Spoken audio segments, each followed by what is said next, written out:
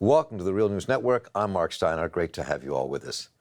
Purdue Pharma is the maker of the opioid drug OxyContin, is considering bankruptcy. Doing so would protect the company from facing literally thousands of lawsuits filed against Purdue Pharma for having covered up its knowledge of just how addictive and dangerous OxyContin really is, because the company's practices fuel the opioid overdose crisis we're facing here in the United States.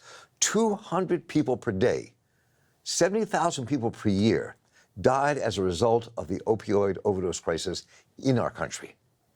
Meanwhile, court cases in progress in Boston and in Suffolk County, New York, are beginning to reveal just how much the owners of Purdue Pharma knew, who manufactured and sold OxyContin, how much they knew about the addictive nature of their drug, withholding vital information from physicians who would be prescribing it to all of us. Behind all of this is the billionaire family, the Sackler family, who owns Purdue Pharma. According to recently revealed depositions, the Sacklers didn't want OxyContin to, quote, to be polluted by the bad associations that patients and healthcare givers had with morphine, a drug used for people suffering severe pain, to treat cancer, and for end-of-life patients. Joining me now to explore the latest developments in this case is Wendell Potter. He's a former health insurance executive and author of several books, including Deadly Spin and Nation on the Take. He's also founder of Tarbell.org, which is an investigative site that examines the role of money in our politics. And thanks for joining us once again here on The Real News. Wendell Potter, great to have you with us. Thank you, Mark. Good to be here. So this bankruptcy case itself, let's just start there with this case. They may file for bankruptcy. If they do file for bankruptcy, can they still be held accountable for what they've done? And what does it mean for them to kind of, I know they faced this huge lawsuit before, $700 million I think they lost.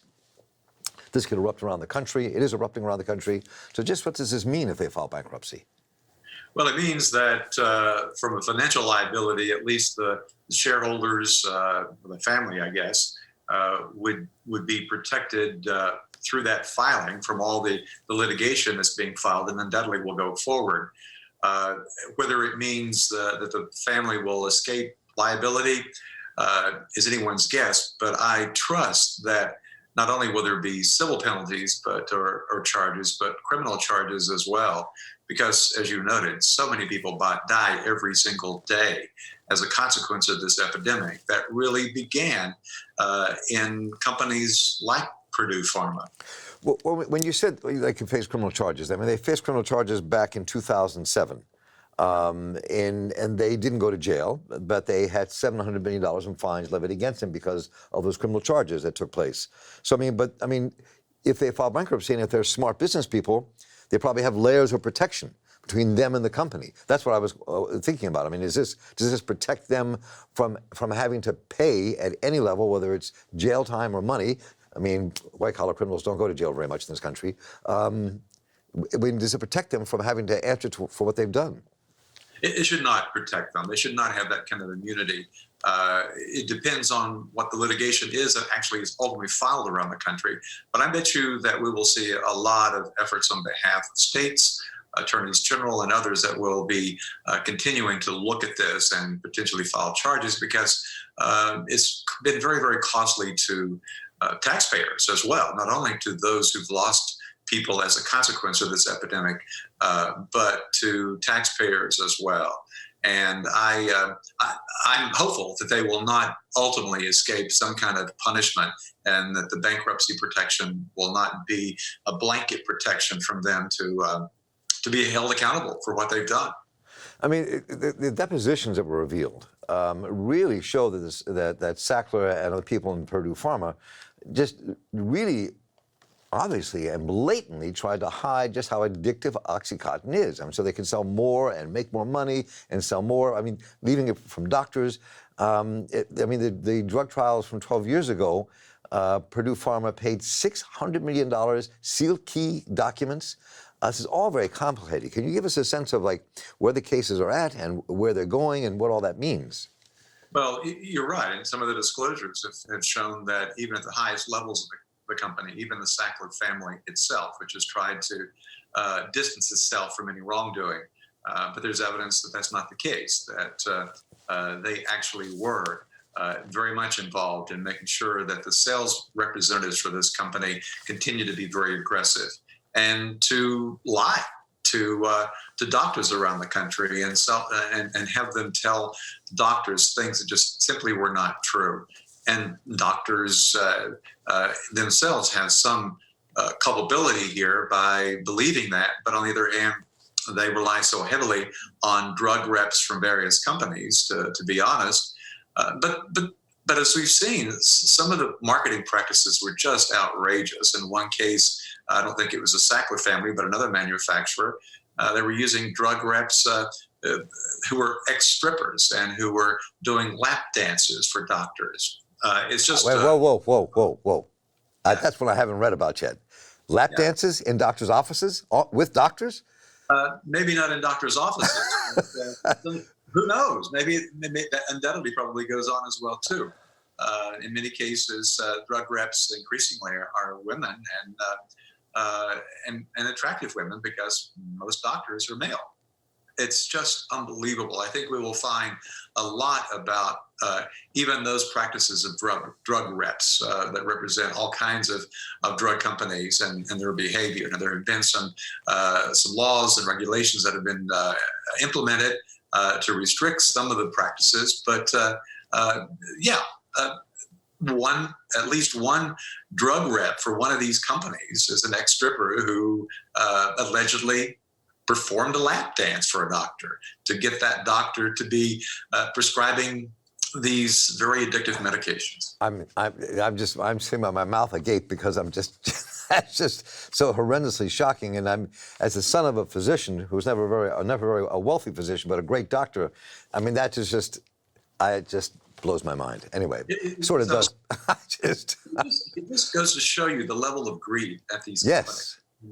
Their absolute irresponsibility and lack of concern about the health and well-being of the people they presumably are making products to serve and to try to make well, when in reality it has cost so many people their lives because these drugs were sold on false premises. So I just wanted, the depositions that were revealed recently that actually brought all of this to light are pretty damning. I mean, let me just read a little bit here so we can talk a bit about what these mean before we get to our final thought here. And this came out of Vice News, and where Sackler said in his deposition he didn't want OxyContin, quote, to be polluted by all the bad associations the patient with morphine, that we talked about during the opening. And then his sales director, the head of marketing, Michael Friedman, told Sackler it would be extremely dangerous at this early stage in the life of the product to allow physicians to think the drug was as strong or stronger than morphine, since physicians already thought OxyContin, the active ingredient in their drug, was weaker. And then Friedman writes to him, I do not plan to do anything about that. This is according to ProPublica and Stat. And Sackler writes back, responded, I agree with you. Is there a general agreement? Are there some holdouts? I mean, they literally conspired to lie to sell their drug when they knew it could be dangerous to people who were taking it. And even though most of the overdoses were from street sales, there wouldn't be street sales if they hadn't gone legal in the first place.